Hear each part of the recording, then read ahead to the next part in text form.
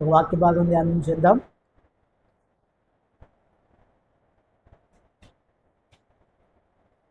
ఈరోజు మన అంశం ఏంటంటే వేడుకగా ఉన్నాము.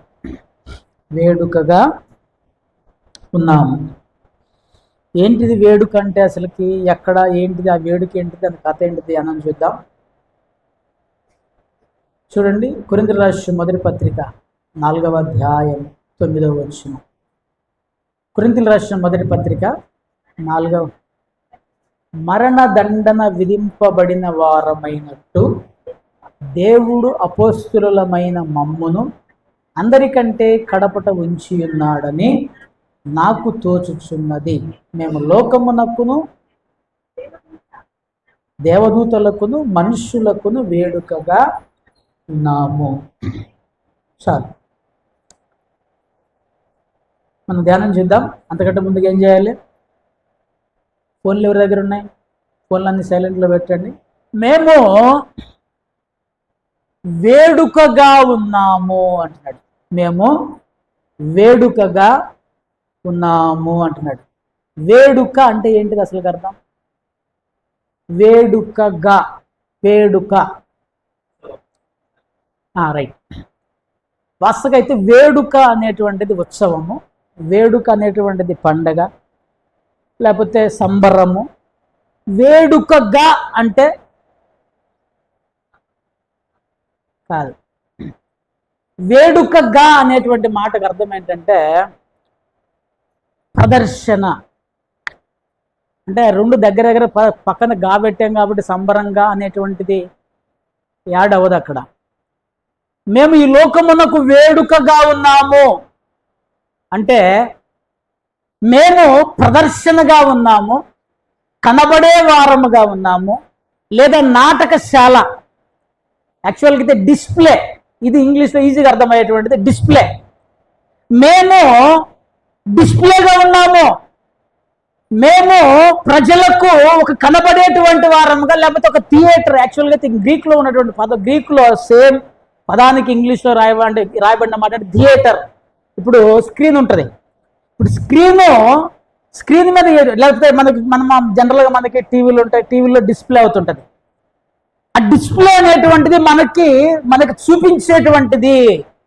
ఇంగ్లీష్లో స్పెక్టికల్ అనేటువంటి పదం రాయబడింది. ఇక్కడ నేను మీకేం చెప్తున్నా అంటే క్రైస్తవ జీవితం ఇక్కడ స్పష్టంగా ఇక్కడ అర్థం ఏంటిది పౌలు గారు ఇక్కడ వేడుకగా ఉన్నాము మేము అని అంటే, మేము ప్రజలకు, క్రైస్తవ జీవితం అనేటువంటిది ప్రజలకు ట్రాన్స్పరెంట్గా కనపడేటువంటిది. మేము ప్రదర్శనగా ఉన్నాం. ఫర్ ఎగ్జాంపుల్, ఈ వస్తువుని అమ్మాలంటే దీన్ని ప్రదర్శనకు పెడతారు మార్కెట్లో, లేకపోతే ఎక్కడన్నా ప్రదర్శన, లేకపోతే ఏదన్నా డిస్ప్లే, లేకపోతే కొంచెం మన సెల్ ఫోన్ షాప్కి పోయామనుకోండి, ఒకటి డిస్ప్లే మోడల్ అని ఒక పీస్ పెడతాడు. ఏదైనా వస్తువుని డిస్ప్లేగా పెడతారు. అంటే దానిని చూచి దానిలో ఉన్న ఫీచర్స్ని చూసి మనకు నచ్చితే దాన్ని మనం కొనుక్కుంటాం. సో నువ్వు నేను, క్రైస్తవ జీవితం అనేటువంటిది ఒక ప్రదర్శనగా ఈ లోకములో ఉంటూ ఉన్నది. అంటే అర్థమైందా? కొంచెం ముందుకు వస్తే మనకి ఇంకొంచెం అర్థమవుతుంది. నువ్వు నేను ఈ లోకమునకు డిస్ప్లేగా ఉన్నాం. నిన్ను నన్ను దేవుడు ఇక్కడ ఎందుకు పెట్టాడయ్యా అంటే ఒక డిస్ప్లే, ఒక మోడల్ పీస్గా. మీకు కొంచెం అర్థం కావడం కొరకు కిందకు వద్దాం. చూడండి, మత్తయి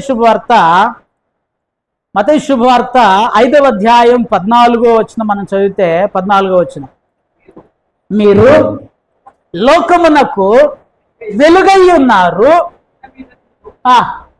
పట్టణము మరుగై ఉండనేరదు. జాగ్రత్తగా రండి. దీని అర్థం ఏంటిది? మీరు లోకమునకు వెలుగై ఉన్నారు అని మనల్ని దేంతో పోల్చాడు? క్రైస్తవులను కొండ మీద నుండి పట్టణము మరుగై ఉండనేరదు అంటే దాగి ఉండనేరదు, కనపడకుండా ఉండటానికి వీలు లేదు. అది కొండ మీద ఉన్నది కనుక ప్రతి ఒక్కరూ దానిని చూసేటువంటి వారుగా ఉంటారు. క్రైస్తవ జీవితంలో రహస్యం అనేటువంటి దానికి ఆస్కారం లేనే లేదు. ఉందా? క్రైస్తవ జీవితంలో రహస్యం అనేటువంటిది ఏదైనా ఉందా? మీరు ఇతరులకు మరుగై ఉండలేరు, మీరు ఇతరులకు దాగి ఉండలేరు. కొండ మీద నుండి పట్టణము ఎలాగైతే అందరికి కనబడుతూ ఉంటుందో నీలో నాలో ఉన్న విశ్వాసము అందరికీ ప్రదర్శించబడేటువంటిదిగా, అందరికి కనబడేటువంటిదిగా, మన విశ్వాసము సమాజంలో ప్రజలకు వెలుగిచ్చేటువంటిదిగా. హల్లెలూయా. క్లియర్ అర్థమవుతుందా? ఆ పట్టణము నువ్వు ఎన్ని తెరలు పెట్టినా కూడా కనబడుతూనే ఉంటుంది. దాన్ని కప్పిపుచ్చలేం మనం. క్రైస్తవ జీవితము, క్రైస్తవ విశ్వాసం అనేటువంటిది దాచుకునేటువంటిది కాదు, ప్రదర్శించేటువంటిది. నీ భక్తి దాచుకునేది కాదు, నీ భక్తి ప్రదర్శించేటువంటిది. నీ భక్తి, నీ విశ్వాసము, నీ యొక్క దేవుని ఎడల నీకున్నటువంటి నమ్మకము దాచుకునేటువంటిది కాదు, అది ప్రజలకు చూపించేటువంటిది. అందుకని అంటున్నాడు, కొండ మీద నుండు పట్టణము మరుగై ఉండనేరదు. నువ్వు మరుగై ఉండటానికి దొంగమా, లేకపోతే దాగేవాడెవడు? దొంగలు దాక్కుంటారు, లేకపోతే ఇంకో తప్పు చేసినట్టు దాక్కుంటే. దేవుని విశ్వాసం చాలా మంది ఈ రోజుల్లో రహస్యంగా దేవుణ్ణి నమ్ముతామని ముందుకు వస్తున్నారు. జాగ్రత్తగా వినండి, నువ్వు మరుగై ఉండడానికి వీల్లేదు. రహస్య క్రైస్తవులు దేవునికి అక్కర్లేదు. దేవుని నందు విశ్వాసం ఉంచి నువ్వు దేవునిగా ఆయనని బయలుపరచబడకపోతే, ఆయన దేవునిగా బయట అంగీకరించకపోతే నువ్వు క్రైస్తవునివా? నేను ఒకరోజు, ఇప్పుడు మన దగ్గరికి రావట్లేడు కానీ ఒకరోజు అతను చాలా రోజుల క్రితం అతను మన దగ్గరికి వచ్చాడు. నేనే బాప్తిస్మం ఇచ్చిన. ఆ తర్వాత వాళ్ళ కొన్ని కుటుంబ సమస్యలు అవి ఇవి బట్టి వాళ్ళు వెనక జరిగిపోయారు, లోకంలో కలిసిపోయారు. ఎంఆర్ఓ ఆఫీస్కి వెళ్ళాను నేను, నాకు వేరే పని అండి. అతను కూడా ఎంఆర్ఓ ఆఫీస్కి వచ్చాడు. అక్కడ ఆర్ఐ నాకు పరిచయం ఉన్నటువంటి వ్యక్తి ఉన్నాడు. వాళ్ళిద్దరి మధ్యలో గొడవ అవుతుంది. ఏంది? ఆ పేరు క్రిస్టియన్ నేమ్ ఉంది. అతను ఏమంటాడంటే, క్రిస్టియన్ నేమ్ ఉంది కాబట్టి మేము మీకు సర్టిఫికెట్ ఇవ్వమంటాడు. ఇతను అతనితో వాదిస్తున్నాడు, నేను అది పేరే పెట్టుకున్నా కానీ నేను దేవుని నమ్ముకోలేదు అని వాదిస్తున్నాడు. నేను పక్కనే ఉన్నా, బాప్తిసం ఇచ్చినండి నేనే. మళ్ళీ చాలా మంది దేవుని పేరు పెట్టుకున్నాము అనుకుంటున్నారు, కానీ దేవుణ్ణి ప్రదర్శించబోయే సమయానికి, విశ్వాసాన్ని చూపించబోయే సమయానికి, విశ్వాసాన్ని ప్రజలకు కనపరచబోయే సమయానికి వెనకడుగు వేస్తూ ఉన్నారు. కానీ దేవుడు క్రైస్తవులను ఎందుకు ఉంచాడు తెలుసా? మేము వేడుకగా ఉన్నాము, మేము ప్రదర్శనగా ఉన్నాము, మేము మరుగై ఉండలేదు. నువ్వు మరుగై ఉండటానికి వీల్లేదు, నువ్వు దాక్కోవడానికి వీల్లేదు. ప్రారంభ దినాల్లో క్రైస్తవులని హింసించినప్పుడు ఏ క్రైస్తవుడు కూడా నేను క్రైస్తవుని కాదు అని ఏ రోజు చెప్పలే. వాళ్ళు కొరడా దెబ్బలు తిన్నా లేకపోతే ఇంకో దెబ్బలు తిన్నా, ఎంతగా హింసించబడ్డా, దేవుని కొరకు నిందలు పడ్డారు, దేవుని కొరకు అన్ని హింసలు పొందారు, కానీ మేము దేవుని బిడ్డలము కాదని ఏ రోజు కూడా చెప్పలేదు. వారు దేవుని గురించి సిగ్గుపడలేదు. ఈ రోజుల్లో ప్రజలు దేవుని గురించి, వారి గురించి మేము దేవుని బిడ్డలం. కొంతమంది బాగా స్టడీ ఉన్నటువంటి వాళ్ళు ఉంటారు, మారికి ఉద్యోగాలు చేసేటువంటి వాళ్ళు ఉంటారు. వాళ్ళు ఎందుకో దేవుని బిడ్డలు అని చెప్పుకోవడం చాలా సిగ్గుపడుతుంటారు. అసలు నాకు అర్థం కాదు. దేవుని విశ్వాసం ఉంచేవని చెప్పుకుంటూ ఉంటారు. ప్రియని బిడ్డలారా, నువ్వు నేను మరుగై ఉండటానికి వీలు లేదు. మన విశ్వాసము ప్రదర్శనగా ఉన్నదని చెప్తుంది బైబుల్. చూడండి, 15వ వచనంలో కూడా ఒక మాట రాయబడింది. మనుషులు దీపం వెలిగించి వెలిగించుటకై దీపస్తంభము మీదనే పెట్టుతారు. ఇక్కడ కాన్సెప్ట్ ఏంటిది? ఈ దీపస్తంభం యొక్క, ఈ దీపం అంటే దీపాన్ని వెలిగించి ఆ యొక్క దీపస్తంభం మీద ఎందుకు పెడుతున్నారు? ఆ దీపం యొక్క పని ఏంటిది? ఏం పని చేయాలి అది? అందరికీ, తన ఇంట ఉన్న వారందరికీ వెలుగిచ్చుటకై. దానికి ఒక పని ఉంది. అది అందరికి వెలుగివ్వాలి, దారి చూపించాలి, మార్గము చూపించాలి. అక్కడ చీకటిలో ఉన్న వారికి ఈ దీపము వెలుగై ఉండాలి. ఇక మరుగై ఉండేది ఎక్కడ? దాక్కొని ఉండాల్సింది ఎక్కడ? నీ విశ్వాసం ప్రదర్శించకుండా, నీ విశ్వాసం బయలుపరచబడకుండా ఉండవలసింది ఎక్కడ? మనము లోకమునకు మనము వెలుగుగా ఉన్నాము, లేదా మనము దీపం మీద ఉన్నట్టు దీపముగా, దీపస్తంభం మీద ఉన్నట్టు దీపముగా, ఈ దీపమును చూసి ప్రజలు వెలుగు దగ్గరికి వచ్చేటువంటి వారుగా ఉండాలని చెప్పేసి. లైట్ హౌస్ అంటే తెలుసా మీకు? లైట్ హౌస్ అంటారు. లైట్ హౌస్ అంటే సముద్రం ఒడ్డు మీద ఒక పెద్ద ఎత్తున ఒక పెద్ద టవర్ కట్టి ఆ టవర్ మీద లైట్ పెడతారు. దాన్ని లైట్ హౌస్ అంటారు. సముద్రం ఒడ్డున బీచ్లో ఉంటుంది అది. ఎందుకు పెడతారు దాన్ని? చీకటి పడ్డప్పుడు సముద్రంలో దారి తెలియదు, చుట్టూ నీళ్ళే ఉంటాయి, చుట్టూ చీకటే ఉంటుంది. వాడు ఒడ్డుకు రావాలి ఎలా? అప్పుడు రౌండ్ తిరిగితే ఇది ఎక్కడో మిణుకు మిణుకు మిణుకు మిణుకుమంటూ కనపడుతుంటది. అచ్చా ఈ దిక్కున పోతే ఒడ్డు వస్తుంది అని చెప్పేసి పడవలన్నీ ఆ దారిని గుండా ఒడ్డుకు చేరతాయి. అక్కడ లైటే లేకపోతే వారు ఒడ్డుకి చేరలేరు. ఈ లోకంలో నువ్వు నేను కూడా ఆ లైట్ లాగా లైట్ అంటే ఆ యొక్క లైట్ లాగా, దీపం లాగా దేవుడు నన్ను ఉంచాడు. నువ్వు నీ ఇంట నుండి వారికి, నీ గ్రామంలో ఉండేవారికి, నీ ప్రాంతంలో ఉండేవారికి, నీ చుట్టుపక్కల ఉండేవారికి నువ్వు ఎలా ఉండాలి? ఒక వెలుగుగా, సో ప్రదర్శనగా. ఇప్పుడు నువ్వు వెలుగుగా ఉండాలంటే నీ విశ్వాసము, నీ భక్తి జీవితము, నీ యొక్క క్యారెక్టరు, నీ యొక్క జీవితం రహస్యము కాదు, నువ్వు దానిని ప్రజలకు ప్రదర్శించేటువంటి వాడుగా, వేడుకగా ఉండేటువంటి వారముగా ఉండాలి అని చెప్పేసి బైబిల్ స్పష్టంగా తెలియచేస్తూ ఉన్నది. చూడండి ప్రియదేవులారా, ఫిలిప్పీయులకు రాసిన పత్రిక 2వ అధ్యాయం 16వ వచనంలో కూడా ఈ మాట రాయబడింది.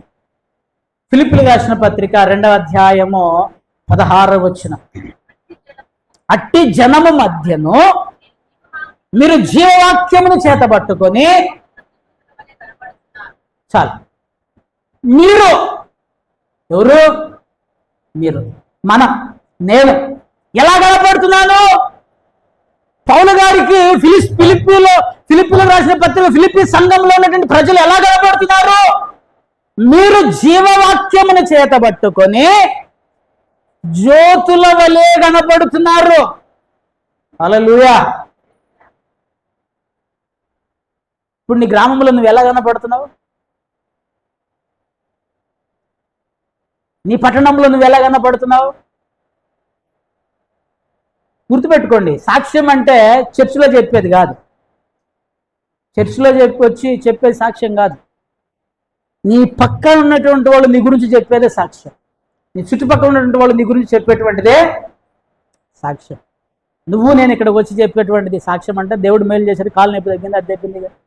కానీ నిజమైన సాక్ష్యము నీ గ్రామము, నీ ప్రాంతము, నీ చుట్టుపక్కల వారు నీ గురించి చెప్పేటట్టు. చూడండి, అందుకే అంటాడు, లోకమందు మీరు జ్యోతుల వలె ఉన్నారు.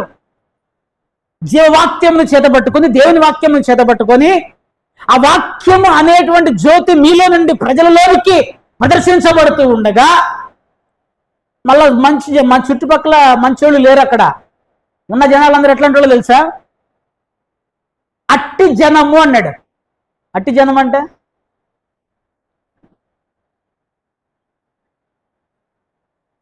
పైన ఉంటుంది చూడండి, 14 వచ్చినమా,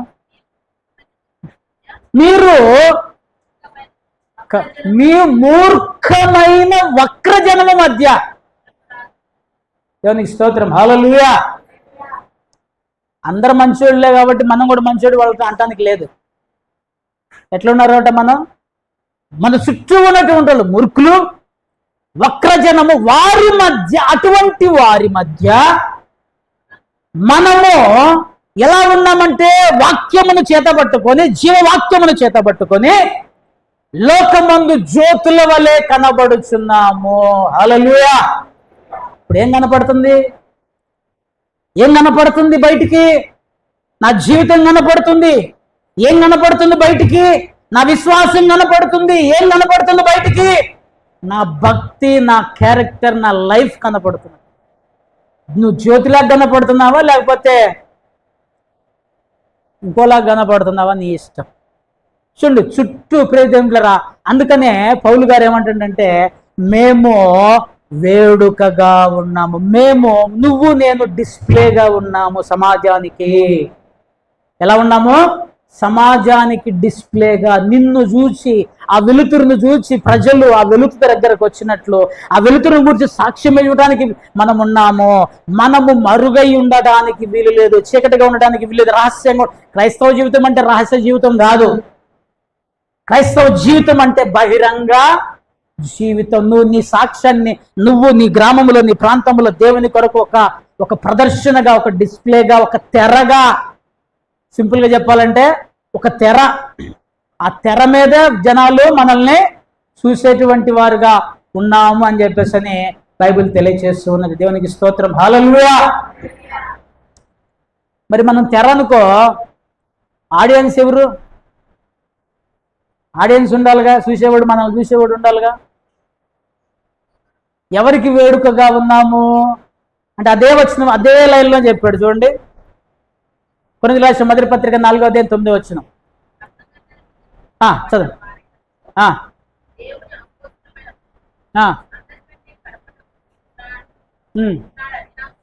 తోచుతున్నది, మేము లోకమునకు, దేవదూతలకును, మనుష్యులకును వేడుక. ముగ్గురు ఉన్నారండి ఇక్కడ.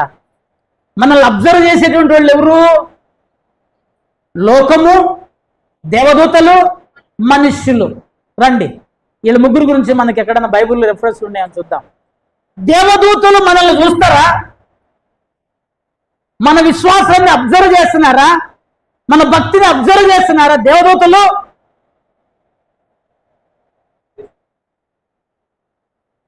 బైబిల్లో రాయబడింది చూడండి. పేతురు రాసిన మొదటి పత్రిక 1వ అధ్యాయం 12వ వచనం మనం జాగ్రత్తగా చదివితే, పరలోకము నుండి పంపబడిన పరిశుద్ధాత్మ వలన మీకు స్వార్థ ప్రకటించిన వారి ద్వారా మీరిప్పుడు తెలుపబడిన ఈ సంగతుల విషయమై తమ కొరకు కాదు మీ కొరకే తాము పరిచర్య చేసిరన్న సంగతి వారికి బయలుపరచబడెను. దేవదూతలు ఈ కార్యములు తొంగి చూడగోరుచున్నారు. హల్లెలూయా. దేవదూతలు ఈ కార్యములను తొంగి చూడాలని కోరుకుంటున్నారు. ఏ కార్యాలని? అక్కడ స్పష్టంగా రాయబడింది.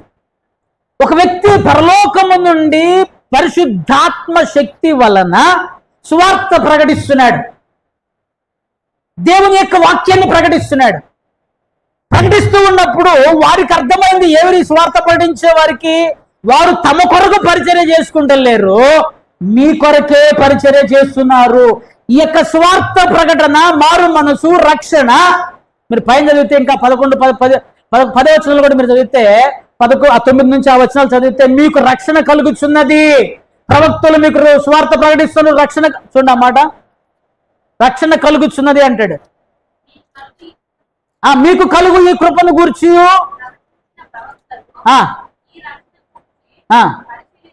పరిశీలించు. రైట్, ఒక్క నిమిషం. మీకు కలుగు ఈ కృపను గూర్చి ప్రవచించిన ప్రవక్తలు, అనగా ఈ రక్షణను గురించి పరిశీలించవచ్చు. అనగా దేవుడు మనకిచ్చిన కృప, అనగా మనకివ్వబడిన రక్షణని గురించి తీసుకొచ్చంటే పరిచారకులు. హల్లెలూయా.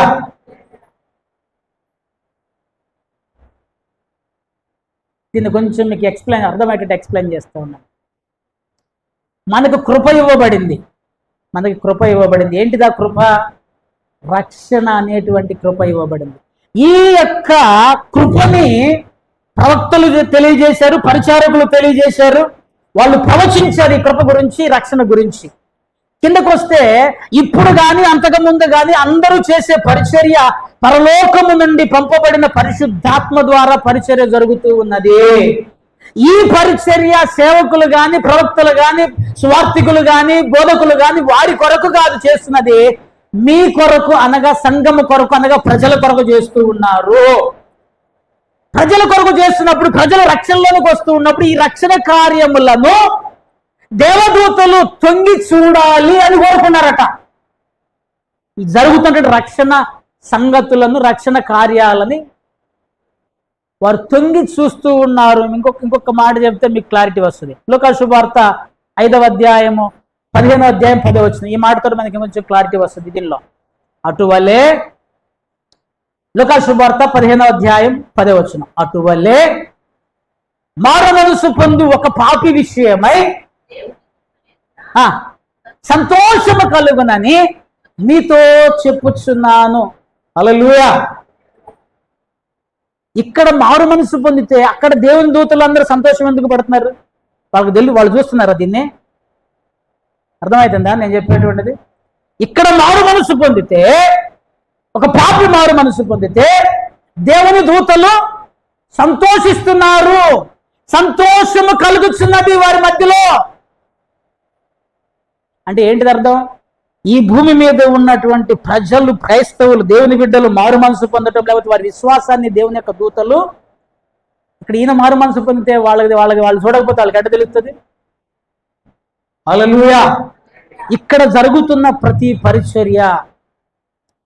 నెంబర్ 2, నీ యొక్క విశ్వాస జీవితము, నీ భక్తి జీవితము, ఇవన్నీ గమనిస్తున్నటువంటి వాళ్ళల్లో దేవదూతలు కూడా ఉన్నారు. దేవదూతలు మన గురించి ఆలోచన చేస్తున్నారు అని బైబిల్ చెప్తుంది.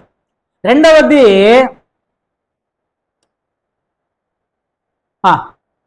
మనుషులు. ఏం చెప్పాడు అక్కడ?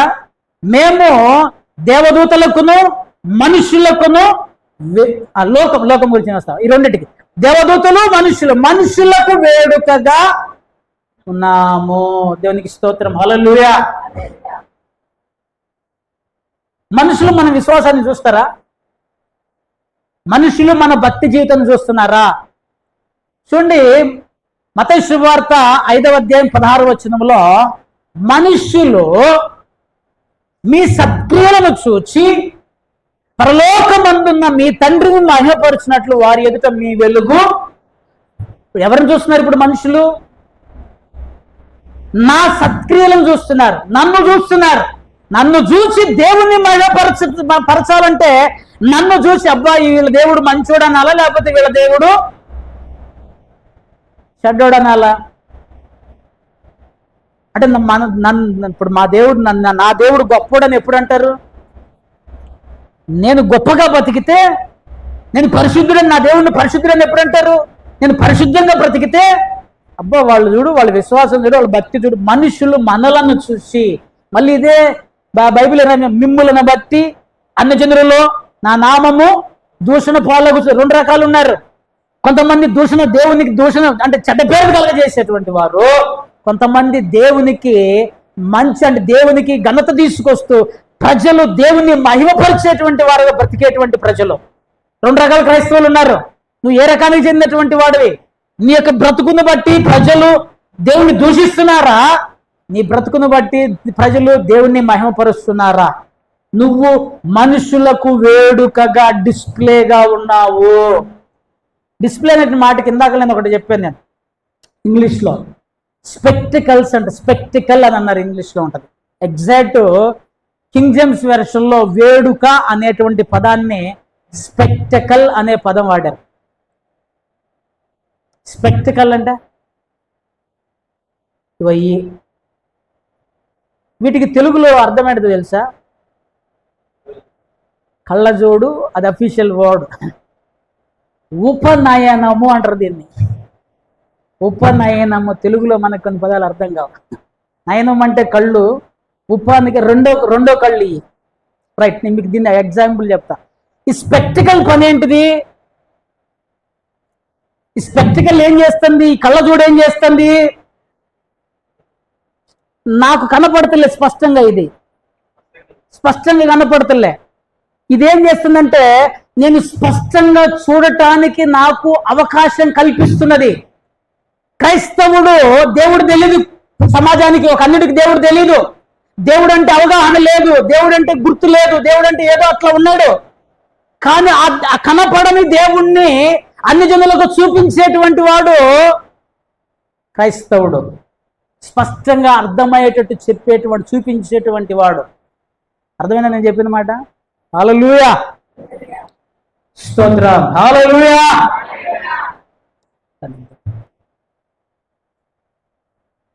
నువ్వు వేడుకగా, మనుషులకు వేడుకగా. నాకు కనపడతలేదు, గజిబిజి ఉంది, అర్థం కావటం లేదు. సో నేను దీన్ని వాడటం వల్ల ఈ యొక్క పుస్తకము నాకు స్పష్టంగా కనపడుతున్నది. అన్ని జనులకు దేవుడు అర్థం కావటం లేదు. వాళ్ళకు కొన్ని అపోహలు ఉన్నాయి, కొన్ని అభ్యంతరాలు ఉన్నాయి, కొన్ని అనుమానాలు ఉన్నాయి. వాటన్నిటినీ నివృత్తి చేయడానికి దేవుడు వచ్చి వాళ్ళకి చెప్తాడా? ఎవరు చెప్తారు? ఆల్రెడీ దేవుని యందు విశ్వాసం ఉంచిన నువ్వే ఒక మార్గదర్శిగా, ఒక మార్గదర్శిగా, వారికి దేవుణ్ణి విశదపరిచేటువంటి వానివిగా, నీ విశ్వాసమును బట్టి వారికి దేవుణ్ణి కనపరిచేటువంటి వాడవుగా, నేను దీని మీదే ఆధారపడతా. జాగ్రత్త గమనించండి, నేను దీని మీదే ఆధారపడతా. నాకు ఎంత డైరెక్ట్ చూసినా కూడా కొన్నిసార్లు అర్థం కాకపోవచ్చు, ఎక్కడో కొంత డిస్టర్బెన్స్ కావచ్చు. నేను దీని మీద ఆధారపడతా. ఇదే బోధరగా ఉందనుకో, ఇదే మట్టి కొట్టుకుపోయిందనుకో, ఇదే చెడిపోయిందనుకో, ఇక నేను కూడా కనబడదు. క్రైస్తవుడు దేవదూతలకు వేడుకగా ఉన్నాడు. దేవదూతలు మనల్ని చూస్తున్నారు. క్రైస్తవుడు మనుషులకు వేడుకగా ఉన్నాడు. మనుషులు, మీకు ఒక చిన్న ఎగ్జాంపుల్ చెప్తా. ఎప్పుడన్నా ఈ పదం విన్నారా మీరు? You are under surveillance. ఎక్కడన్నా విన్నారు ఈ పదాన్ని? యు ఆర్ అండర్ వాచింగ్ అని ఉంటాయి. యు ఆర్ అండర్ సర్వేలెన్స్ అంటారు. మీరు ఎప్పుడన్నా పెద్ద పెద్ద మాల్స్లో ఇవ్వండి, సీసీ కెమెరా పెడతాడు. అక్కడ సీసీ కెమెరా కింద రాస్తాడు, you are under watching, you are under watching, you are under surveillance. నీ మీద నిఘా నేత్రం ఉంది, నిఘాలో ఉన్నారు. మన మీద మనుషుల నిఘా ఉంది, దేవదూతల నిఘా ఉంది. అంటే తప్పు అంటలేదు ప్రజలుగా. నువ్వు వారికి, ఇప్పుడు నేను ఎవరు చూస్తలేరులే అని చెప్పేసి నేను సీసీ కెమెరా ఉన్నప్పుడు కూడా తప్పులు చేశాను అనుకో, ఈజీగా దొరుకుతుంది. నేను అనుకున్న చూడలేరని, కానీ అక్కడ రికార్డ్ అవుతుంది. సో గమనించవలసిన వారమై ఉంటున్నాం. సో మొదట దేవదూతలు మనల్ని అబ్జర్వ్ చేస్తున్నారు, మనుషులు మనల్ని అబ్జర్వ్ చేస్తున్నారు. ఇంకొక పదం రాయబడిందండి, లోకము. లోకం అంటే ఎవడు అసలుకే? మీరు యోబు గ్రంథంలోకి రండి, ఒక మాట చెప్తా. లోకం అనగా యోబు గ్రంథంలోకి వస్తే 1వ అధ్యాయం, మనందరికి తెలిసింది రిఫరెన్స్ ఇది. 8, 9, 10 వచనాలు చదువుదాం. యోబు గ్రంథము. అందుకు యెహోవా, ఆలోచించితివా, యథార్థవంతుడును న్యాయవంతుడునై ఉండి భూమి మీద అతని వంటి వాడెవడును లేడు అడుగగా, అపవాది యోబు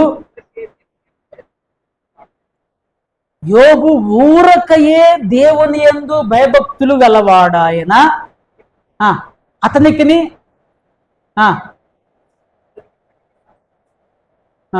చుట్టూ కంచె వేసితివి కదా, అతని ఆస్తి దేశములో బహుగా. రైట్. ఇంకొకడు చూస్తున్నాడు మనల్ని. ఎవడు? లోకమునకు వేడుక అనగా అపవాది కూడా మన విశ్వాసాన్ని పరిశీలన, నీ భక్తి జీవితాన్ని, నీ జీవితాన్ని, నిన్ను అపవాది కూడా అండర్ సర్వేలెన్స్, నిఘా పెట్టించాడు. అక్కడ స్పష్టంగా ఉంటుంది చూడండి. దేవుడు అన్నాడు, యోబు అపవాదితోటి స్పష్టంగా దేవుడు, నా సేవకుడు అయిన యోబుని చూసావా? దేవుని యొక్క స్టేట్మెంట్ చూడండి. ఆయన భక్తిపరుడు, యథార్థవంతుడు, చెడుతనం విసర్జించిన వాడు, దేవుని యందు భయభక్తులు కలిగిన వాడు అనంగంలోని వెంటనే స్టార్ట్ చేసింది. ఊరకనే నీ యందు విశ్వాసం ఉంచాడు అనుకుంటున్నావయ్యా? నీవు అతనికిని, అతని ఇంటి వారికిని, అతనికి కలిగిన సమస్తమునకును. ఇక్కడ చూడండి 3 పదాలు ఆడాడు. అతన్ని కాపాడుతున్నావు, అతని ఇంటి వారిని కాపాడుతున్నావు, అతని ఆస్తిపాస్తులను కాపాడుతున్నావు. వీడికి ఎట్ట తెలుసు? క్వశ్చన్ ఏంటంటే, వీడికి ఎట్ట తెలుసు? వాడు చూస్తున్నాడు నిన్ను. వాడంతా క్లారిటీగా చెప్తాడు. నా గురించి రజనీ పాస్టర్ని చూసేవా? ఎందుకు చూడలేదా? నువ్వు మస్తు అని సాయం చేస్తున్నావు, అది చేస్తున్నావు, ఇది చేస్తున్నావు, నువ్వు కొంచెం ఇది డిబేట్ కూడా నడుస్తుంది అక్కడ. యోబు గురించి నడిచినప్పుడు నా గురించి, నీ గురించి ఎందుకు నడవదు? ఖచ్చితంగా నడుస్తుంది. నేనేం చెప్తున్నా అంటే, యోబు యొక్క విశ్వాసం ఎలాగైతే సాతాను ఎదుట ప్రదర్శించబడుతున్నదో, నీ విశ్వాసము, నా విశ్వాసము కూడా సాతాను ఎదుట ప్రదర్శించబడుతున్నది. వాడు చూస్తూ ఉన్నాడు, వాడు అన్ని అబ్జర్వ్ చేసి, pin to pin, key pins కూడా మనం మరిచిపోయినా కూడా వాడు గుర్తుపెట్టుకుంటున్నాడు. అసలు నాకు తెలిసి యోబు అంత ఆలోచన చేసాడు, నన్ను కాపాడుతాడు, నా పిల్లలు, నా ఆస్తి అంతా చుట్టూ అంత ఎక్స్పెక్టేషన్ ఏమి లేదు అక్కడ యోబుకి. నాకు తెలిసి వీడే చెప్తాడు, నువ్వు కంచె వేసావు, నువ్వు కంచె ఈడిచ్చే స్టేట్మెంట్ అది, సాతాను ఇచ్చే స్టేట్మెంట్. నువ్వు కంచె వేసావు, ఆ విషయం యోబుకు కూడా తెలిసి ఉండదు. నీ భక్తి జీవితము, నీ యొక్క విశ్వాస జీవితము, నా విశ్వాస జీవితము ప్రదర్శించబడుతూ ఉన్నది. నేను భక్తిపరునన్నా డిస్ప్లే, నేను విశ్వాసిని డిస్ప్లే. అంటే నేను ఎందుకు మిమ్మల్ని కించపరచాలని చెప్తలేదు, మనము సరి చేసుకోవడానికి చెప్పబడుతున్నటువంటి మన బ్రతుకుని మనం ఏమనుకుంటామంటే చాలాసార్లు ఎవడు లేడు కదా ఎంతి, ఎవడు లేడు కదా ఏం గత్తి. బిడ్డలారా, అసలు ఎవరు లేరు అప్పుడే భక్తిగా ఉండాలి. అర్థమవుతుందా? ఎవరు లేనప్పుడే భక్తిగా ఉండాలి. అందరు ఉన్నప్పుడు భక్తిగా ఉండడం కాదు. ఎవరు లేనప్పుడు, ఒంటరిగా ఉన్నప్పుడు, ఏకాంతంగా ఉన్నప్పుడు నీ లోపల కలిగే అలజడి, నీ లోపల పుట్టే ఆలోచన, నీ లోపల ఉత్పన్నమయ్యేటువంటి మాట, నువ్వు ఆలోచించే విధానం, అదే నీ ఒరిజినల్ క్యారెక్టర్, నా ఒరిజినల్ క్యారెక్టర్.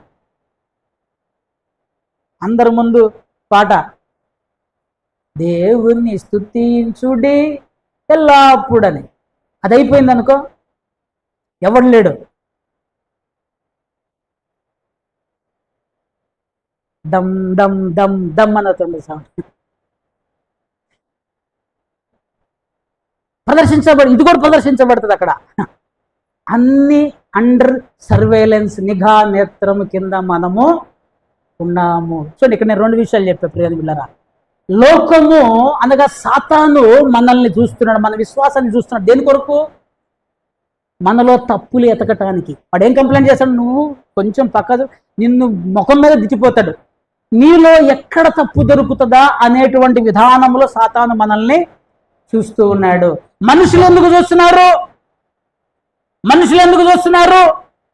దేవుణ్ణి మహిమపరచటానికి. మనలో నుంచి మంచి దేవుని యొక్క గుణాలు బయటకు వస్తే మనల్ని చూసి దేవుణ్ణి మహిమపరుస్తారు. దేవదూతలు ఎందుకు చూస్తున్నారు? ప్రజలలో ఒక మారు మనసు పొంది సంతోషిస్తారు. సో మనము ఈ ముగ్గురికి వేడుకగాను, ప్రదర్శనగాను, డిస్ప్లేగాను, తెరగాను మనము ఉన్నాము అని చెప్పేసి పౌలు భక్తుడు చెప్తున్నాడు. హల్లెలూయా. సో నెంబర్ 1 మనము వేడుకగా ఉన్నాము. నెంబర్ 2 ఎవరికి వేడుకగా ఉన్నాము? చెప్పండి, ఎవరికి వేడుకున్నాం? లోకమునకు అనగా సాతానుకు, రెండవది దేవదూతలకు. ఇంటికాడ అన్నం వండుకొచ్చుకోలేదా? మరేదన్నా ఫెవికాల్ ఏమన్నా అంటించొచ్చారా? ఫెవికాల్ తెరవబడును. ఇక్కడ ఫెవికాల్ అంటుకున్నాయని తెరవబడును. హల్లెలూయా. చెప్పండి హల్లెలూయా. ఎవరెవరికి వేడుకగా ఉన్నాం? మనం ప్రదర్శనగా ఉన్నాం. మొదటిది లోకము అనగా సాతాను, రెండవది దేవదూతలు, మనుషులకు. గుర్తుపెట్టుకో, ఎవరు మనుషులు చూస్తున్నారు నీ విశ్వాసాన్ని, గుర్తుపెట్టుకో. నేను అంటే తప్పుగా అనుకోకుండా ఒక చిన్న అంటే మనుషులు చూస్తారంటానికి ఒక ఎగ్జాంపుల్ చెప్తాను. ఒక సహోదరుడు నా దగ్గరకు వచ్చి, అన్న నేను దగ్గరగా 4 గంటలు ప్రార్థన చేస్తా అన్న, 4 గంటలు బైబిల్ చదివినా ఇంట్లో నుంచి బయటకు పోను అన్నాడు. 4 గంటలు ప్రార్థన, 4 గంటలు మంచిది. నేను అది చాలా చోట్ల రిపీట్ చేశాడు. ఒకరోజు ఒక్కొక్క 4 కలిసి ఒక క్యాంప్కి వెళ్ళారు. అక్కడ 4 రోజులు ఉండాల్సి వచ్చింది. అక్కడ నుంచి వచ్చిన ఆయన చెప్తున్న సాక్ష్యం అంటే తెలుసు, అన్న 4 గంటలు నా ముందే చెప్పాలి, అందరం అక్కడే ఉన్నాం. 4 గంటలు అన్నాడు. ఈ 4 రోజులు ఒక అరగంట కూడా మేము ప్రార్థన చేయక చూడలేదు అన్న అన్నాడు. చెప్పడమేమో 4 గంటలు మేము 4 రోజులు అతనితో ఉన్నాం, ఒక్కరోజు కూడా నేను చూడలేదన్నా. అంటే చెప్పటం కాదు కావాల్సింది, చెయ్యటం. ప్రదర్శన కనబడుతుంది. నేను మీకు చెప్పా, అబ్బా నేను మస్తు భక్తిపరుణ్ణి, 10 గంటలు చేస్తాను, కనబడాలి. సో కనబడేటువంటిగా ప్రదర్శించబడే విశ్వాసాన్ని మన ఆడియన్స్ ఎవరు? నన్ను చూసే ఆడియన్స్ దేవదూతలు, సాతాను, మనుష్యులు. రైట్, దేవునికి స్తోత్రం. హల్లెలూయా. ఇక్కడ అసలు విశ్వాసం ఇక్కడే బయటకు వస్తుంది. ఇప్పుడు ఎప్పుడెప్పుడు మనం వేడుకగా ఉండాలి. నేను పొద్దునే ఒక అద్భుతమైన పాట విన్నా. ఈ పదాలు మళ్ళీ చెప్తాను నేను. ఆస్తులు పోయినాయి. విశ్వాసాన్ని కలిగి ఉంటున్నామా?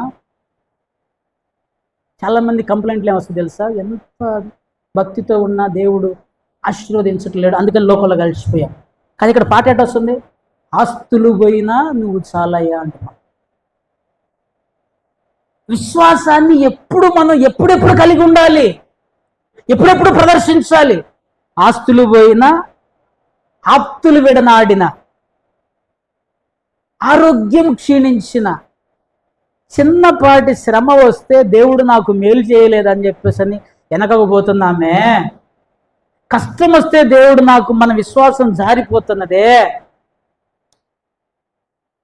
మరి పాట పాడమంటే పాడుతున్నాగా. ప్రియమైన బిడ్డలారా, మన విశ్వాసము ఎప్పుడు స్టాండర్డ్గా, ఎప్పుడు బలంగా ఉండాలో తెలుసా? మనకు శ్రమలు ఎదురైనప్పుడు. చూడండి, ఈయన అసలు కండిషన్ పైన పెట్టి కింద అసలు చెప్పాడు. కండిషన్ పైన ఉంది, మళ్ళీ చదవండి. శ్రమలలో మన విశ్వాసాన్ని మనము కష్ట సమయంలో ప్రదర్శించాలి. చూడండి, ఆయన ఏమంటాడో చూడండి. మరణదండన విధించబడిన వారమైనట్టు. ఎలా ఉన్నాడట ఈయన? మరణదండన విధించబడింది. మీరు ఎవరికన్నా మరణదండన విధించబడింది? చచ్చిపోయేంత కష్టం ఎవరికన్నా వచ్చిందా? రాలేదా? చచ్చిపోయేంత కష్టం వచ్చినప్పుడు ఏంటంటే, నేను లోకమునకు, మనుషులకు, దేవదూతలకు వేడుకగా ఉన్నాను. నేను చనిపోయేటువంటి పరిస్థితి, నాకు మరణదండన విధించబడిన వాడినైనట్టు, భయంకరమైన శిక్షను అనుభవిస్తున్న వాడినైనట్టు, అటువంటి స్థితిలో కూడా నా విశ్వాసాన్ని నేను ప్రదర్శిస్తున్నాను. అన్నీ బాగున్నప్పుడు స్తోత్రం ఎవడని చెప్తాడు. ఆ పాటలో ఉన్న మీనింగ్ అద్భుతం. ఆస్తులు పోయినాయి, అంతస్తులు పోయినాయి, ఆరోగ్యం క్షీణించింది, వారం రోజులు కనుక జ్వరం తగ్గకపోతే అప్పుడు ఏందన్నా యేసయ్య ఇంకా మమ్మల్ని చూస్తలేడు.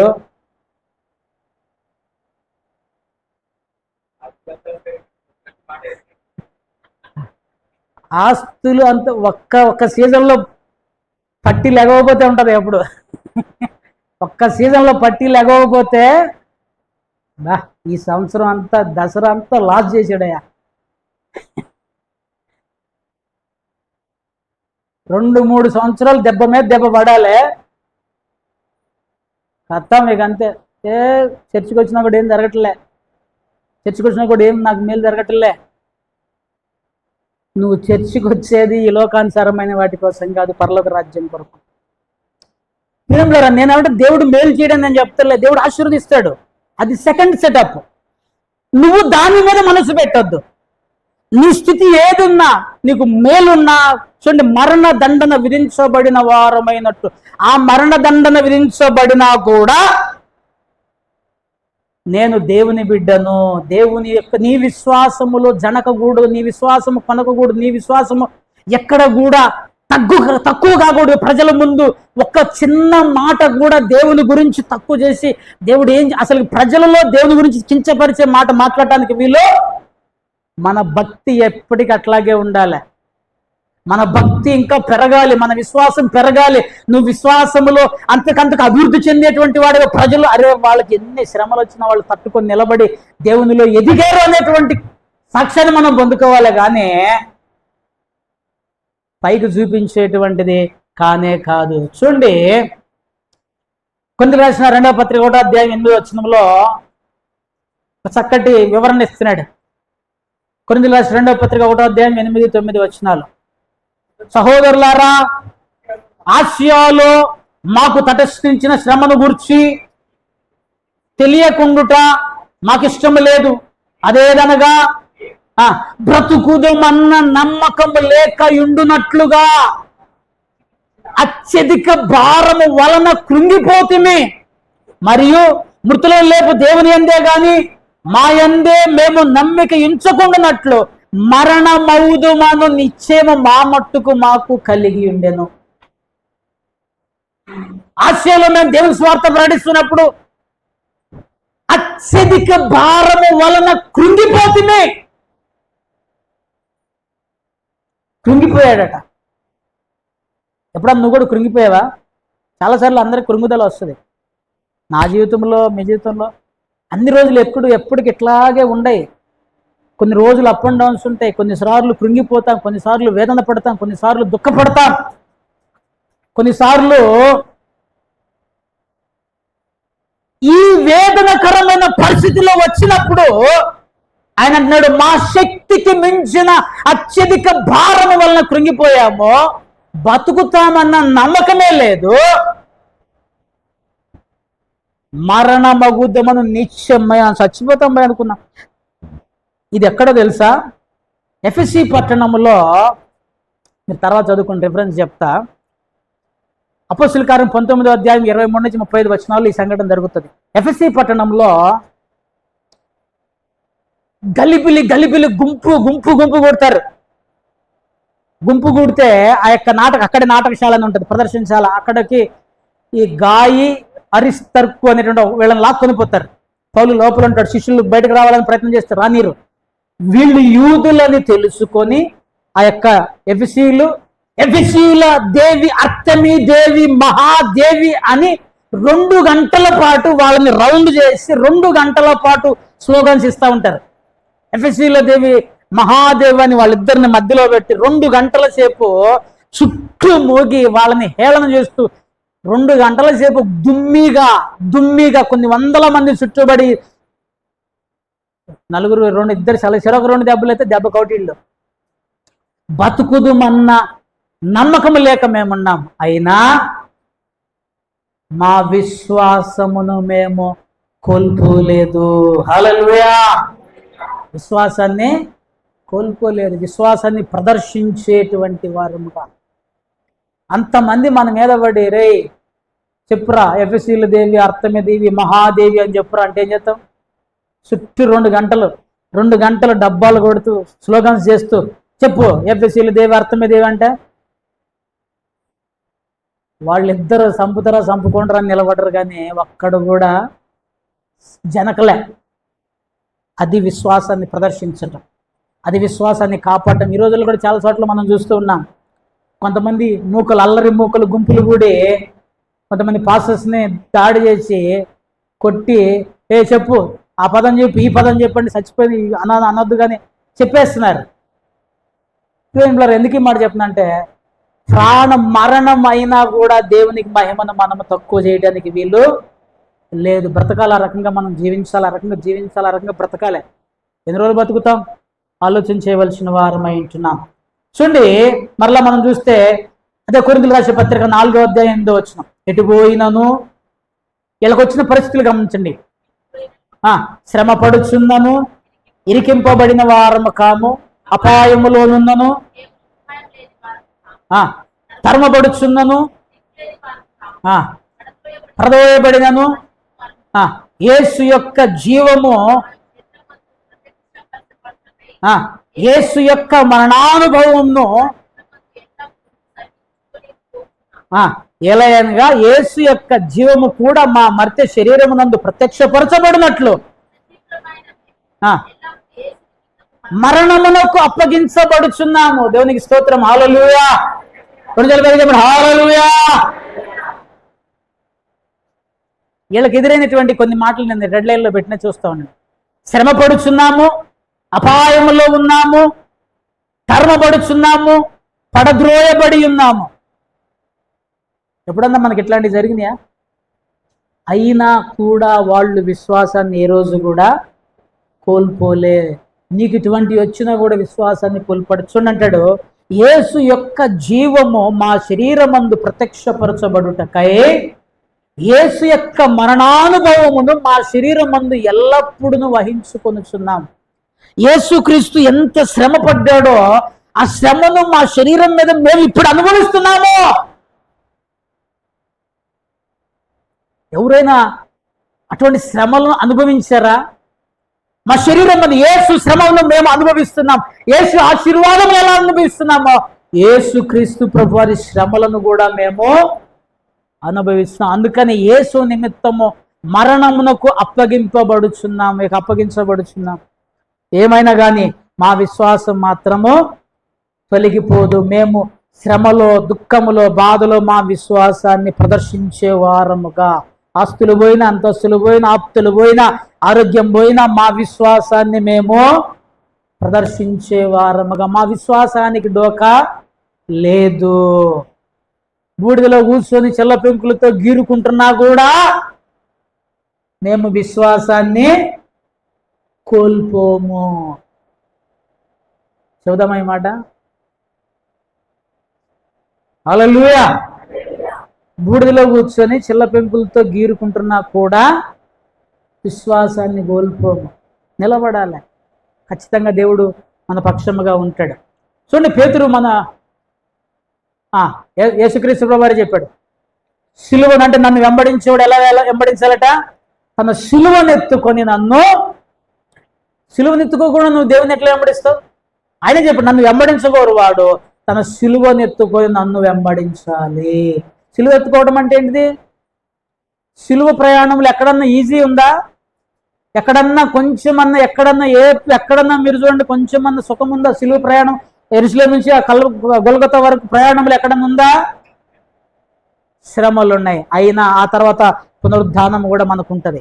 నేను ఎందుకు ఈ మాట చెప్పిన, మనం సిలువను ఎత్తుకోవడానికి సిద్ధపడవలసిన వారం అంటున్నాం. అందుకనే ఫిలిప్పీయులకు రాసిన పత్రికలో పౌలు భక్తుడు మా చక్కటి మంచి మాట చెప్తున్నాడు. 2వ అధ్యాయము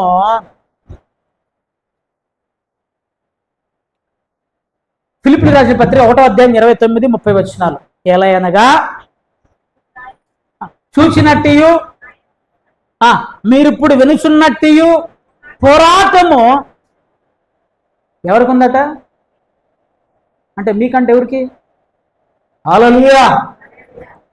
అమ్మ జాగ్రత్తగా వినండి. ఎవరైనా ఆస్తులు ఇస్తారు అంతేనా? ఏం చూడండి, ఎక్కడ ఆస్తులు పంచుకున్నవాడు అప్పులు కూడా పంచుకోవాలిగా. పంచుకోరా?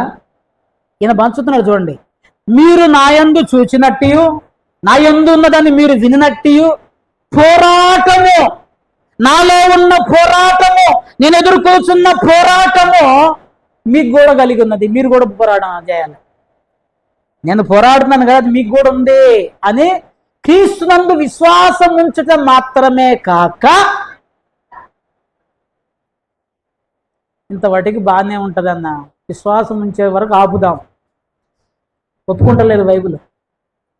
విశ్వాసం ఉంచటం మాత్రమే కాక ఆయన పక్షమున శ్రమపడుటయు ఆయన పక్షమున మీకు అనుగ్రహింపబడి ఉండేను. అంటే యేసే దగ్గర నుంచి మేలు లేదా? దేవుని కొరకు శ్రమ వస్తే తట్టుకోవాల్సిన అవసరం లేదా?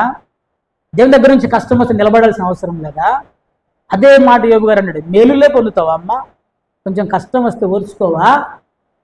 ఓర్చుకునేటప్పుడు అక్కడే నీ విశ్వాసము ప్రదర్శించబడాలి. ఎప్పుడెప్పుడు ప్రదర్శించబడాలి? ఊరికి అన్నీ బాగున్నాయి, దేవానికి స్తోత్రం స్తోత్రం స్తోత్రం, కష్టాలలో కూడా దేవానికి స్తోత్రం స్తోత్రం అనగలిగినప్పుడే మన విశ్వాసము నిజమైనటువంటి విశ్వాసము. అందుకని నాకున్న పోరాటం మీకు కూడా ఉన్నది. విశ్వాసం మాత్రమే కాదు, ఆస్తులు మాత్రమే కాదు, అప్పులు కూడా ఉన్నాయి. విశ్వాసం మాత్రమే కాదు, పోరాటము కూడా దేవుని బిడ్డలమైన మనము ఎదుర్కోవాలి, వాటిని అనుభవించాలి, వాటిలో గుండా ప్రయాణం. మీకు చక్కటి ఎగ్జాంపుల్ మాట చెప్తాము, గుర్తుపెట్టుకోండి. ఒక అద్భుతమైనటువంటి పోరాటం తర్వాత ఒక అద్భుతమైన విజయం దొరుకుతుంది. హల్లెలూయా. ఖచ్చితంగా నేను చెప్తున్నా, ఆ యొక్క శోధన కనుక జయిస్తే ఆశ్చర్యకరమైన విజయం నీకు దేవుడు. యోబు శోధన జయించిన తర్వాత ఏమైంది? డబుల్ పోర్షన్ వచ్చింది. మీరు బైబిల్లో ఎవరినన్నా చూడండి, ఎంతమంది విశ్వాసాలను చూడండి, వాళ్ళు శోధనలో జయించి వచ్చినప్పుడు ఆ తర్వాత ఆశీర్వాదములతో దేవుడు వారిని నింపినట్లుగా మనం చూస్తాం. క్రైస్తవ జీవితం అంటే సాక్రిఫైస్ అంటే ఏంటిది? త్యాగము చేసేటువంటి జీవితం మంది. సో దేవునికి స్తోత్రం, హల్లెలూయా. నేను ఎప్పటికీ 3 చెప్పా. ఒకటి, మనం వేడుకగా ఉన్నాం అనగా డిస్ప్లే లేదా ప్రదర్శనగా ఉన్నాం. రెండవది, ఎవరెవరికి వేడుకగా ఉన్నామంటే లోకమునకు అనగా సాతానుకు, దేవదూతలకు, మనుష్యులకు మనం వేడుకగా ఉన్నాం. ఎప్పుడెప్పుడు మనము వేడుకను మన విశ్వాసాన్ని ప్రదర్శించాలి, మన భక్తి జీవితాన్ని ప్రదర్శించాలంటే మరణము సంభవించిన, శ్రమలు వచ్చినప్పటికీ కూడా, మరణము సంభవించినా కూడా మన విశ్వాసాన్ని మనం ప్రదర్శించే వారముగా ఉండాలి. ఇక్కడే ఇంకొక మాట కూడా చెప్పాడు అదే వచనంలో, అందరికంటే కడపట ఉంచి ఉన్నాడు అని అన్నాడు. ఏం చేశాడు? దేవుని అపోస్తలులమైన మమ్ములను తోచుచున్నది. అపోస్తులని కడపటి ఉంచితే విశ్వాసమైన మనం ఇంకెక్కడ ఉండాలి? హలో, నేను చెప్పేది అర్థమవుతుందా? అపోస్తులమైన మమ్ములను దేవుడే కడపట ఉంచాడని నాకు తోచుతున్నది అని రాయబడింది. అపోస్తులైన పౌలు గారే కడపట ఉన్నాడు అని అంటే నువ్వు నేను ఇంకెక్కడ ఉండాలి? ఇంకా లాస్ట్ ఎక్కడో ఉండాలి. అసలు ఏంటిది కడపట అనేటువంటి దానికి అర్థం ఏంటిదంటే, ఇక్కడ దీనికి రెండు మీనింగ్స్ ఉన్నాయి. ఒకటి స్పిరిచువల్ మీనింగ్ చెప్తా నేను, తర్వాత హిస్టారికల్ మీనింగ్ చెప్తా. స్పిరిచువల్ మీనింగ్ ఏంటంటే చివరి వారుగా, తక్కువ వారుగా. ఇది హ్యూమిలియేషన్ అంటారు, లేకపోతే తగ్గించటం, మనల్ని మనం తగ్గించటం. ఇది ఒక రకమైనటువంటి శోధన. శారీరక శ్రమ, ఇది మానసికమైనటువంటి శ్రమ. క్రైస్తవులమైనందుకు మనల్ని మనం తగ్గించే విధంగా, మనల్ని హేళన చేసే విధంగా, మనల్ని తగ్గించి తక్కువ వారిగా చివరి స్థానంలో ఉంచే వారంగా ఒకవేళ ప్రజలు చూడవచ్చు. వాటిని కూడా మనం సిద్ధముగా ఉండాలి అని చెప్పేసి బైబిల్ స్పష్టంగా తెలియచేస్తున్నది. మీకు నేను ఒక రెఫరెన్స్ చెప్తా, కిందకి రండి. కొరింథీయులకు రాసిన అదే మొదటి పత్రిక 4వ అధ్యాయము 10వ వచనం నుంచి కింద చదవండి. 10 నుంచి 13 దాకా ఈ మాటలు రాయబడి ఉంటాయి. వెర్రివారము, బుద్ధిమంతులు, బలహీనులము, బలవంతులు, ఆకలి దప్పులు గలవారము, దిగంబరులము, పిడిగుద్దులు తించున్నాము, నిలువరమైన నివాసము లేక ఉన్నాము,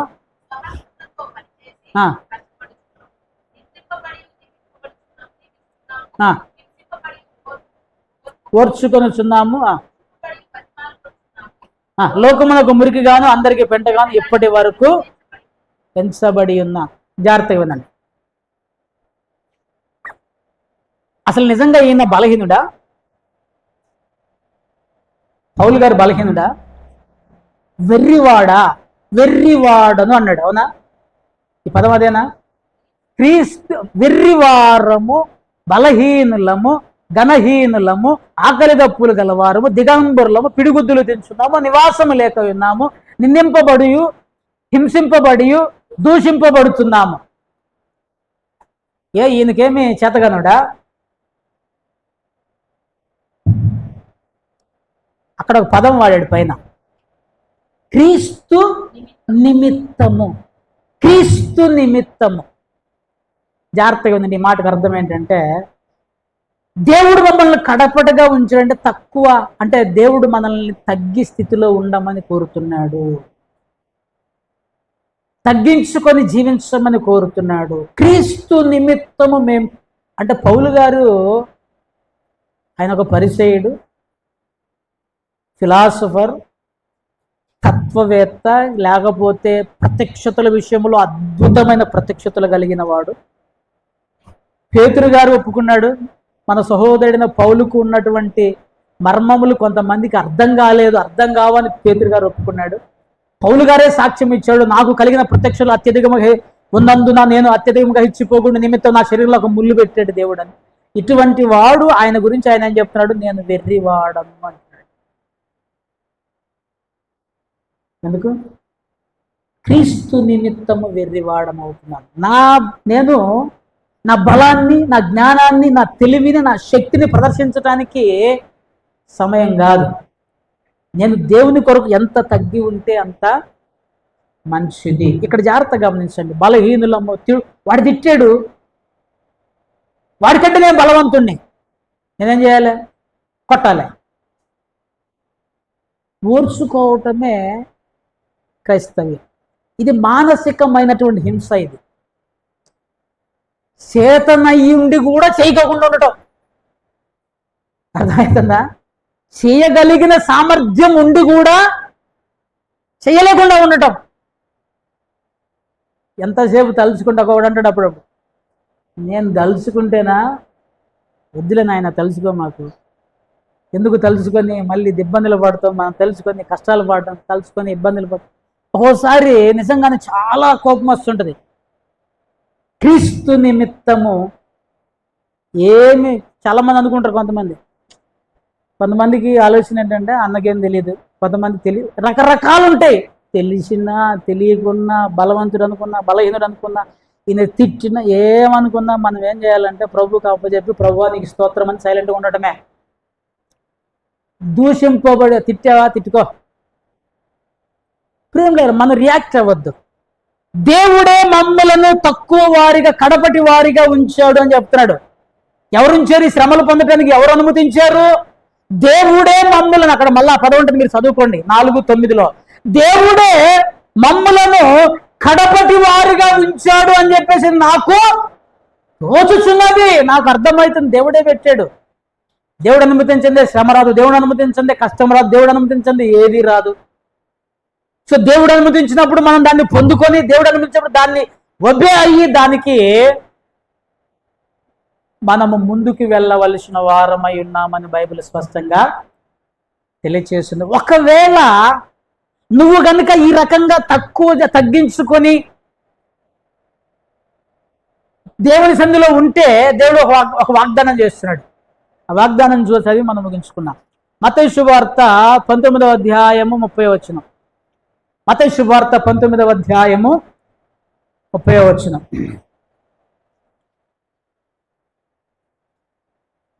మొదటి వారు అనేకులు, దేవునికి స్తోత్రం, హల్లెలూయా. దేవుని రాజ్యంలో నువ్వు నేను తగ్గించుకుంటే మనమే మొదట ఉంటాం. ఇక్కడ మనం తగ్గించుకుంటే అక్కడ మనం ఫస్ట్ వాళ్ళం మనమే. ఇప్పుడు నీకు ఇక్కడ నీకు టాప్ కావాలా, అక్కడ టాప్ కావాలా? ఈ లోకంలో గొప్పవాడు ఎవడో వాడు పరిచారకుడై ఉండాలి. గొప్పవాడివి కావాలంటే పరిచారకుడవై ఉండాలి. ఏసై కాళ్ళు గడిగాడు, ఏసై గొప్పవాడా లేకపోతే శిష్యులు గొప్పవాళ్ళా? నువ్వు ఏసై శిష్యుడు అయితే నువ్వు కాళ్ళు గడిగేవాడవుగా ఉండాలి. మనం కడపటి వారముగా అనగా తగ్గించుకునే వారముగా. ఇక్కడ ఇంకో చిన్న ఇదేంటిదో తెలుసా? ఒకడు పాపం దేవుని పేరట విశ్వాసంతో తగ్గించుకొని భక్తితో ఉంటున్నాడు అనుకో, ఎదుటోడు దాన్ని గ్రహించక ఇష్టం వచ్చినట్టు ఇంకా మళ్ళీ ఇంకొకటి వేస్తుంటాడు. గుర్తుపెట్టుకో, ఒకరోజు వాడు నీకంటే నువ్వు వెనకైతావు, వాడు ముందవుతాడు. అదే బైబిల్ చెప్తాను. సో కనుక మనము ఇది కూడా ఒక మానసికమైన శ్రమ. ఈ శ్రమలో కూడా మనం తగ్గించబడం, వెర్రివాళ్ళమై ఉన్నాం, వెర్రివాళ్ళకు కనపడుతున్నాం. ఏం చేయాలి? విశ్వాసాన్ని కాపాడుకోవాలి. బలహీనులమై ఉన్నాం, విశ్వాసాన్ని కాపాడుకోవాలి. ఘనహీనులుగా ఉన్నాం, నాకేం మేలు జరగట్లేదు, నన్ను ఎవరు గుర్తిస్తలేదు, నన్ను గొప్పవాళ్ళగా చేస్తారు, నాకు పీటలు ఎట్లేరు, కాబట్టి నేను దేవుని యందు విశ్వాసము ఉండను అంటానికి వీళ్ళు లేదు. రైట్, దేవునికి స్తోత్రం. సో మనం 2 రకాల శ్రమలు చూసాం. ఒకటి శారీరక మరణమైనను శ్రమ అయినను మనం విశ్వాసాన్ని ప్రదర్శించే వారముగా, మనము మానసిక శ్రమ అయినను కడపటించిన చివరించిన విలువ లేకుండా మనము విశ్వాసాన్ని కొనసాగించే వారముగా ఉండాలి. ఇది ఆత్మ సంబంధమైనటువంటి ఇంటర్ప్రిటేషన్. ఇంకోటి కడపటి వారుగా ఉన్నాము అని అంటే చారిత్రక వివరణ ఒకటి ఉంది. అదేంటిదంటే రోమా గవర్నమెంట్లో వాళ్ళు అప్పుడప్పుడు ఆటలాడుకునేవాళ్ళు. ఒక పెద్ద ఇది ఉంటుంది, చూసారు ఎప్పుడన్నా? చుట్టూ రౌండ్ రింగ్ ఒక ఆట స్థలం ఉంటుంది, దాని పేరు ఏదో ఉంటుంది. గ్రౌండ్ చుట్టూ జనాలు కూర్చుంటారు, మధ్యలో క్రికెట్ గ్రౌండ్ కాదు, గ్లాడియేటర్ సంథింగ్ సినిమాలో ఉంటుంది ఒకటి. గ్లాడియేటర్లో లోపల నుంచి జనాలను తీసుకొస్తారు, బానిసలను లోపలికి తీసుకొచ్చి వాళ్ళతో ఆటలాడి పలులను వదిలిపెట్టి వీళ్ళు ఎంజాయ్ చేస్తుంటారు కూర్చొని. రోమన్ చక్రవర్తులు అక్కడ గేమ్స్ జరుగుతుంటాయి, రకరకాల దేశాలలో వచ్చి అక్కడ ఆటలు అన్ని జరుగుతాయి. లాస్ట్ వచ్చేవాడు ఎవడో తెలుసా? ఎవడైతే సావుకు నిర్ణయించబడతాడో, ఫస్ట్ గేమ్స్ ఆటలు లేకపోతే నాట్యాలు ఇవన్నీ అయిపోయిన తర్వాత వాళ్ళంతా ఎంజాయ్ చేసిన తర్వాత చివరిగా వదులుతారు బ్యాచ్ని. ఎవరో తెలుసా? వాళ్ళు మరణశిక్ష పడ్డ వాళ్ళని వదులుతారు. ఇక వాళ్ళ మీదకి ఎవరిని పంపుతారో కూడా తెలియదు. పులులు రావచ్చు, లేకపోతే సైనికులు పెద్ద పెద్ద డుంబుగాళ్ళు వచ్చి వాళ్ళని కొట్టేయచ్చు. సో లాస్ట్ కడపటి వారం అంటే హిస్టారికల్గా అర్థం ఏంటంటే మేము ఆల్రెడీ డిసైడ్ అయిపోయాం, మాకు ఆల్రెడీ డెత్ డిక్లేర్ అయిపోయింది. అయినా నేను వేడుకగానే ఉంటా, నేను ప్రదర్శనగానే ఉంటా, నా భక్తిని నేను చూపించే వారముగానే ఉంటాను. అది దాని యొక్క ఆత్మీయ అర్థమేమో తగ్గించుకొని జీవించటం. హిస్టారికల్గా అయితే నేను ఈ లోకంలో నాకు మరణం డిక్లేర్ అయిపోయిందని అంటే మరణము తథ్యం అని దేవుని కొరకు నేను జీవిస్తా, అట్టి విశ్వాసాన్ని నేను ప్రదర్శిస్తా అనేటువంటిది. కనుక ప్రియమైన బిడ్డలారా, నేను ముగిస్తున్నాను. ఇప్పటివరకు మనం నేర్చుకున్న విషయాలు మనము దేవుని యొక్క సన్నిధిలో వేడుకగా ఉన్న. వేడుక అంటే ఏంటిదమ్మా? వేడుక అంటే ఏంటిది? ప్రదర్శన, డిస్ప్లే. నువ్వు మోడల్ పీస్. నిన్ను బట్టి నీ గ్రామంలో వాళ్ళు దేవుని దగ్గరికి రావాలి. నువ్వు మోడల్. అర్థమవుతుందా? డెమోనే బాగాలేదు, మళ్ళా వాషింగ్ మిషన్ కొంటరా? కొనం. సో నువ్వు మోడల్ పీస్, ప్రదర్శన, డిస్ప్లే. నువ్వు తెర. ఎవరికి వేడుకగా ఉన్నాము? లోకానికి, అనగా సాతానుకి. దేవదూతలు మనల్ని చూస్తున్నారు, మనుషులు మనల్ని చూస్తున్నారు. సో వీళ్ళు ముగ్గురు మనల్ని చూస్తున్నారు. సో మనము వారి ఎదుట మన విశ్వాసాన్ని ప్రదర్శించే వారముగా ఉండాలి. ఏ సందర్భాల్లో వేడుకగా ఉండాలి? శ్రమలు సంభవించిన, మరణం వచ్చిన, అదేవిధంగా కడపట ఉంచబడిన, మనము తగ్గించబడిన ఏ స్థితిలో ఉన్నా నీ విశ్వాసం మాత్రం ఉన్నతమైన స్థితిలోనే ఉండాలి. విశ్వాసాన్ని కోల్పోవడానికి వీలు లేదు. అట్టి కృప దేవుడు మనకి దయచేయునుగాక. ఆమేన్. తలలు వంచండి, ప్రార్థన చేసుకున్నాం. స్తోత్రం, గ్లోరీ.